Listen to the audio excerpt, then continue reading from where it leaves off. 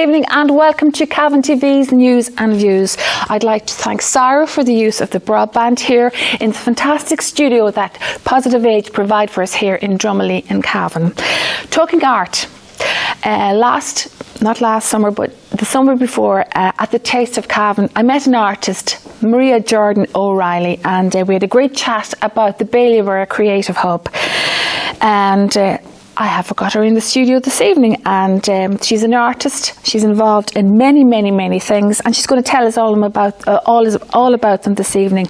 Maria, welcome to Cavan TV once again. Thank you, Áine. Very pleased to be here. You're a very busy person, and when I say to you you're an artist, and you go say, yeah, but you do such a lot.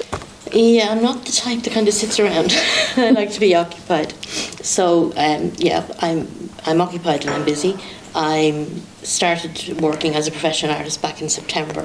So you just, I saw that, you just launched yourself, you had great news, a great build up to it, and then you had the launch of yourself as a professional artist. Tell us about that. And again, during COVID, it's all online. But what I came here to talk about, just before I talk about my own work, is in tandem with that, something I've been thinking of for a very long time, is that it would be really nice to have a directory of artists and artisans that live and work in Cavan. So in tandem with building my own website, I've also built a website called Creative Cornucopia Cavan. Now, a cornucopia is something that's flowing over with wonderful things. And Cavan is overflowing with creativity. So whether they're musicians and songwriters, artists, sculptors, writers, basket makers, soap makers, there's so many people out there. And I think now more than any other time with COVID, we want to support our local businesses and our small local businesses. And we're all really aware of the local businesses on our main streets in all our little towns, and people are doing their best to go out and support them. But sometimes what's hidden and behind the scenes are the people who work at their kitchen tables or in their cottages. So cottage crafts, or artists like myself who work from home, or potters who work from their little pottery unit. So I thought it would be a good idea to put this together, both maybe to create a little bit of a community too, but also right now so we can advertise what Cavan has to offer and let other Cavan people look and go, well, now maybe that's somewhere I could look at this year or this Christmas and try and support all these very small businesses that are around. So that's Cornucopia. That's Creative Cornucopia. Creative Cornucopia. How does somebody get in touch with that? How do they log on to it, or how do they get it? On the website, www.creativecornucopiacavan.com. And if they want to become a member or interested in joining? If they're interested in joining, there is a button on the homepage of the website that says, click here, and they'll come up with a little form. And the only criteria for being a member of Creative Cornucopia are that you live in Cavan, and whatever you're offering is something you make with your own hands. So it's people who make their own soap, or people who make their own candles. It's not just artists and sculptors and musicians, it's anybody who's creative. So we want to that covers a lot. It could be from singing a song to playing the ukulele to chopping something out of wood, really, doesn't it? Exactly, yeah. Carving, the whole lot. Everything is out there. So if you make or bake or sew or stitch or knit, and you want to share it. And I want to share it. Okay, so on the screen there, we have it there. We've shared it up on screen, Creative Cornucopia. Log on to that and see exactly. You've got some of your members up there on screen. Some of the members there as well, yeah, just to give you an idea of the Suella Holland, who is a photographer from fantastic photographer. She does urbex, so she photographs abandoned buildings. Jennifer Hughes from Coot Hill, she's a milliner and a designer. I'll just wait till they scroll over and tell you who each of them is. April Klingmeyer, who has come from Texas and is now living in Cross. She works in textiles and mixed media. Áine Duffy, who plays the ukulele. She's a singer and an artist, so she paints as well. Vanda Marie McCann Brady, who comes from the Philippines. No stranger to Cavan TV. And she's a songwriter as well, which was something I didn't know. Dmitry Germanov is a fabulous photographer and videographer from Belturbet, and he does wonderful work.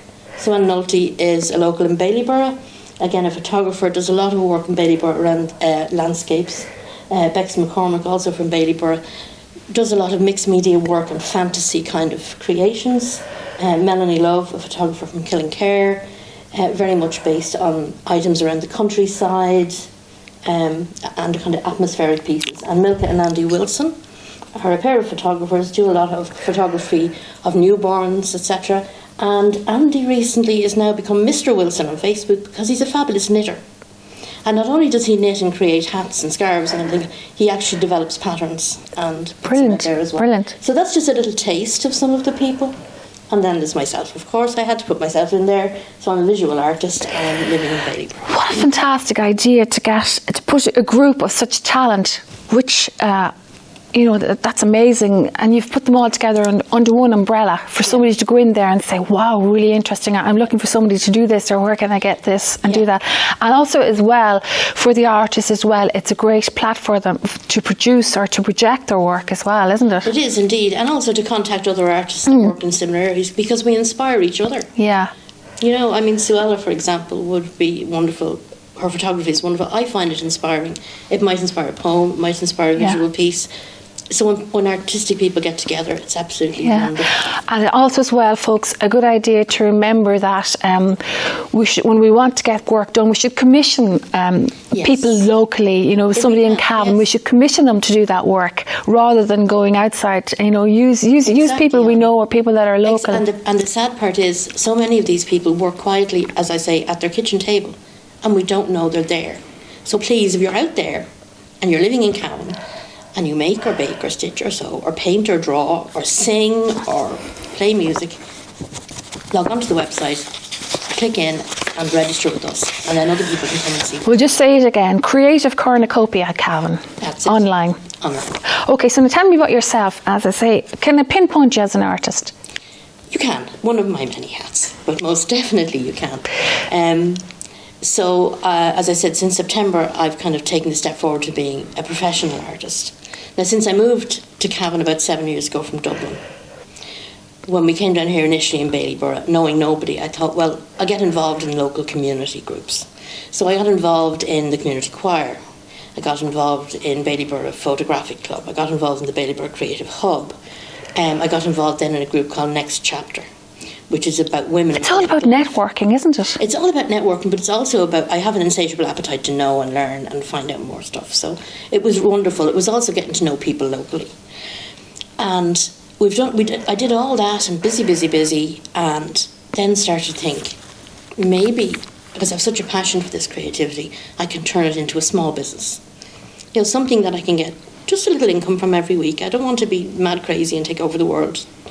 But I am passionate about this, so I really enjoy it. How are you going about this? Tell us. So going back about 2 years ago, or more, in the Creative Hub, I started doing exhibitions with the Hub, launches, taking part in performances.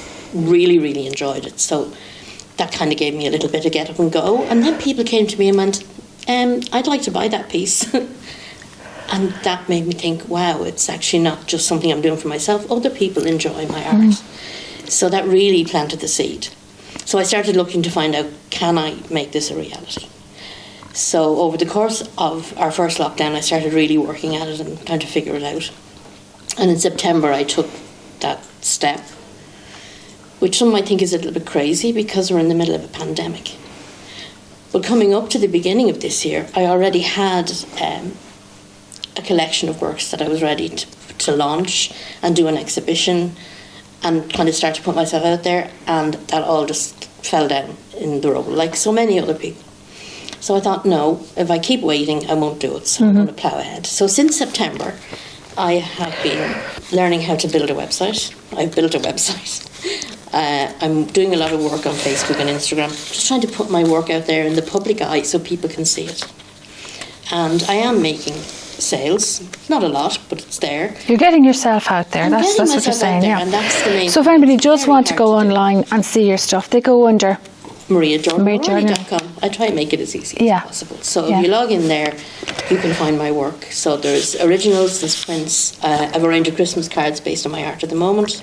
Well, that's of the moment. Talk about your Christmas. Get your Christmas cards out there. The Christmas cards, and I also have a range of my art and designs uploaded to a site called Redbubble, which produces merchandise. That's some of it there. So if you have anybody who loves chocolates in your life, if it's not blue, it won't do. So if you log into Redbubble, you'll find a whole range of merchandise similar to that are also really good for gifts. Are your prices competitive? They are. They most definitely are. Reasonable. They are reasonable, yes. And bear in mind, we're coming up to Black Friday. We're not doing Black Friday. We're doing Green Friday. Have you heard of the Champion Green movement? No. So Champion Green are a movement to say, let's get together in Ireland and support Irish businesses and local businesses and small businesses. That's the thing of the moment with online. Please support local. Support. Yeah. So there will be a Green Friday promotion running next weekend, and there's a lot of Irish companies taking part in it. So if you want to log onto my website next weekend and use the code Champion Green, you're going to get a nice discount as well. Brilliant. Maria Jordan O'Reilly, your work is there to be seen. You've put the idea out there. You worked on the idea of Cornucopia. Is that how you say it? To get other people together and with like-minded ways of going on. How do you see this going though during COVID? Is it, you could turn this around and make COVID the time to do it? Because people are more online now than they've ever been before. So on one hand, this could be make or break. Yeah, it could be make or break. On one hand, it's kind of a crazy time to start trying to get out there as an artist. And on another hand, the best time to do it is now. And I think by flipping it around and maybe doing more stuff online, it could really be useful. So having been here today has even given me more confidence, because I've been kind of teetering on the brink of doing Facebook Lives to show my art and talk about my pieces and explain the reasoning behind them. So I think this might give me a little bit of a push to do some of that as well and do virtual exhibitions. Well done, Maria. Is there anything else you'd like to say now before we finish? No, I think that's kind of covered. I think you're a champion. I think well done. You're getting out there and you're doing something. You've got a talent, and what's the parable says? Don't hide it under a stone. Get out there and work it. There is actually one thing. Sorry. Back in May, Ray D'Arcy put out a call to people to write a page from my life. And it was a competition he ran on his show. And I put in a piece because I happened to hear about it the day before my 60th birthday, which of course wasn't a big celebration because COVID. So I wrote about the night I was born, because I'd heard about it all over the years. And I sent it in. And I didn't win, but I didn't expect to win, but it was good to take part in it. But then out of 2,500 entries, they picked 150 and they put a book together. And I'm one of the 150. Hey! Yeah, I'm well a published done. author. Well done. So HarperCollins ran with it, and they published it. It's on sale in shops at the moment, called A Page from My Life, and the proceeds are going to support the Laurel Lynn Children's Hospice. Well done. For this Christmas. That is fantastic. That was well done. And I didn't hear that on the programme, that on the radio, but well done. That is brilliant. And up Cavan again. Well done. Up Cavan again. Well, you're an inspiration, so you are.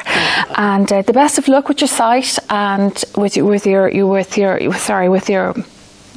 launch and your page, of course, your Facebook page, and they're well worth having a look at, folks. And well done with your initiative of putting other artists forward as well. Well done. Thank you very much. Thank you. And great to see you. And you never know, we might see you at the Taste of Cavan next year. Hopefully.